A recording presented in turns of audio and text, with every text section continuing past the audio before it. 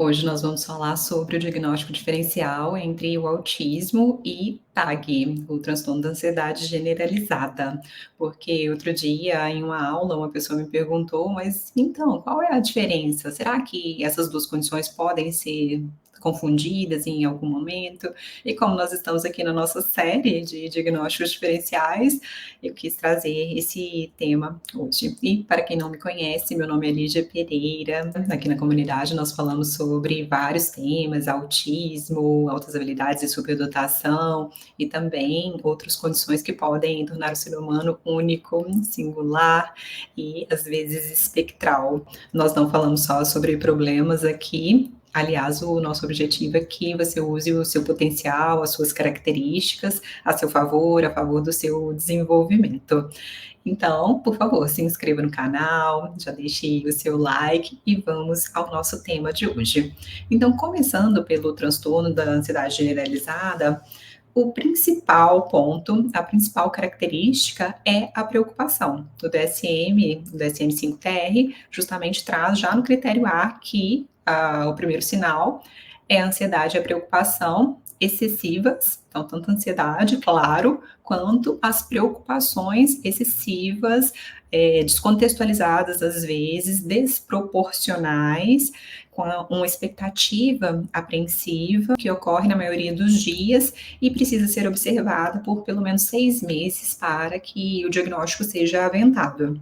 E aí, onde nós vemos essa preocupação, né, essa ansiedade excessiva? Bom, se é generalizado, nós vamos ver em vários eventos, em vários contextos, em diversas atividades, como em relação ao desempenho escolar, às vezes a pessoa tem muita preocupação com a família, com os filhos, com as atividades profissionais, às vezes tem esse aspecto perfeccionista e que acaba repercutindo em outras áreas e se transforma ou às vezes acaba se configurando como um transtorno de ansiedade generalizada. O critério B fala justamente sobre essa dificuldade em controlar, em manejar, em regular as suas próprias emoções e, mais especificamente, essa preocupação excessiva, desproporcional, descontextualizada. E o critério C traz 6 características, e dessas 6, a pessoa precisa ter pelo menos 3 para que o diagnóstico seja fechado. E essas 6 características são a inquietação ou a sensação de estar com os nervos à flor da pele. O DSM fala assim, literalmente. Ele usa essa figura de linguagem, né, estar com os nervos à flor da pele, mas às vezes a pessoa vai reproduzir, vai descrever como uma tensão muito excessiva. O segundo ponto é a fatigabilidade, então a pessoa está sempre drenada, cansada, exausta, faz poucas atividades, já fica drenada, fica muito cansada. Então, a fadiga é um outro ponto. O terceiro é a dificuldade em se concentrar, ou a sensação de ter branco ou um fog mental, de que tem uma nuvem no cérebro. E vejam só como outras condições podem ser aventadas por causa dessas condições cognitivas. Então, por isso, a gente precisa saber, precisa compreender o DSM todo, se possível, ou pelo menos investigar, porque outras condições podem causar essa repercussão cognitiva, quase todas, aliás. E aí a pessoa pode considerar, pode fazer a hipótese de que ela tenha autismo ou que tenha o TDAH, porque olha só, falta concentração aqui. É claro, se a pessoa está sempre preocupada, ela fica com a mente dividida, a cognição, né, não consegue se concentrar no presente, na atividade que está fazendo, e pode sim perder muito rendimento, tanto acadêmico quanto profissional. O quarto ponto é a irritabilidade. E aí, a pessoa que está preocupada, naturalmente, ela pode ser mais ríspida, ela pode ter esse aspecto muito perfeccionista, então vai ficar irritado se as coisas não seguem a previsibilidade. E, novamente, observem como esse aspecto, né, esse critério, ele pode levar algumas pessoas a considerarem o diagnóstico de autismo, porque ter irritabilidade quando algo é imprevisível, quando existe algo que a pessoa não controla, também pode fazer parte do autismo, né, dos critérios, principalmente do critério B do autismo, mas aqui a ansiedade é generalizada. E lembrando que a pessoa pode ter sim as duas condições. Aliás, mais de 60% das mulheres autistas também têm ansiedade, algum tipo de ansiedade. E o TAG, o transtorno da ansiedade generalizada, é um dos mais frequentes.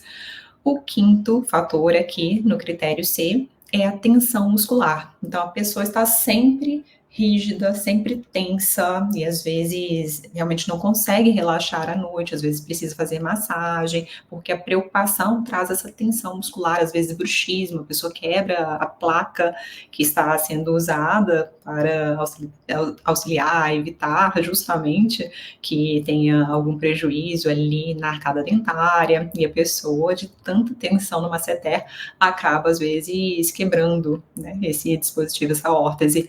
E o sexto ponto é a perturbação do sono, aí novamente, e a dificuldade de conciliar ou de manter o sono, ou ter também uma baixa qualidade, não ter, né, o sono como deveria, acordar muito mal, não ter um sono reparador, ficar muito inquieto à noite.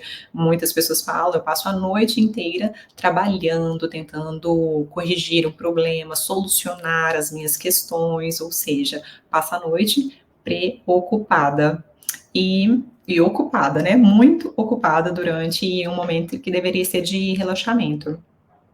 O critério D é que a ansiedade e a preocupação, os sintomas físicos, eles causam sofrimento, então vai falar sobre os prejuízos clinicamente significativos, tanto na área social como profissional, na familiar também. E o critério fala que a perturbação não vai ser atribuível a efeitos, por exemplo, fisiológicos de uma substância como uma droga, um medicamento, ou uma condição médica como o hipertireoidismo, a hipomania também. Então, nós precisamos observar, né, se esse agito, a preocupação, ou se essa tensão não é uma outra questão. Inclusive, é necessário descartar causas físicas em qualquer diagnóstico. Então, o diagnóstico diferencial passa por essa avaliação física também. E o critério F é que a perturbação não é mais bem explicada por outro transtorno mental. E é aqui que nós chegamos nessa fase, né, de falar sobre o diagnóstico diferencial entre o transtorno da ansiedade generalizada e o autismo. Então, aqui nós percebemos que a pessoa tem essa tendência a querer controlar o ambiente dela, controlar as atividades, para que ela tenha previsibilidade e, portanto, não se preocupe excessivamente. Isso é muito compatível com o critério B. Mas e o critério A? Onde está? Então, esse é um ponto de diferenciação. A pessoa que tem TAG, ela pode ser extremamente articulada, ela pode ter a percepção social excelente, reciprocidade socioemocional, ela pode ter a comunicação não verbal muito efetiva, pode saber iniciar, compreender e fazer a manutenção dos relacionamentos. Isso pode estar tudo preservado. Mas, às vezes, por causa da ansiedade, a pessoa também pode ter dificuldades sociais, como o próprio DSM cita. Só que existe precocidade? Será que houve alguma alteração no neurodesenvolvimento? Porque o transtorno do espectro autista é um transtorno do neurodesenvolvimento, portanto, nós esperamos precocidade dos sinais, mesmo que eles não estejam plenamente manifestos, existe essa precocidade. Já no TAG, não necessariamente. A criança pequenininha pode ter sim as suas preocupações, mas geralmente aparece, né, mais tardiamente por questões mesmo, situações que fogem ao controle dela, ou às vezes situações adversas, experiências, vivências adversas, como negligência, exigência demais no ambiente, e vários fatores podem contribuir. Mas esses são pontos que nos ajudam a fazer o diagnóstico diferencial. Em alguns casos, às vezes o médico faz uma intervenção. Por exemplo, quando é o médico, é o psiquiatra, e ele faz a intervenção farmacológica, a depender da resposta à intervenção, também nós vamos ter mais dados e saber diferenciar com maior precisão. Então, espero que o nosso tema, a nossa conversa aqui tenha sido útil. Deixe, por favor, nos comentários o que você já pensou sobre esse assunto, se você também já teve essa dúvida, se imaginou que tag e teia pudessem ser confundidos em algum momento. Vou amar ler o seu comentário. Curta o vídeo, se inscreva no canal e envie essa matéria, esse conteúdo para os seus amigos. Grande abraço e até breve. Tchau, tchau.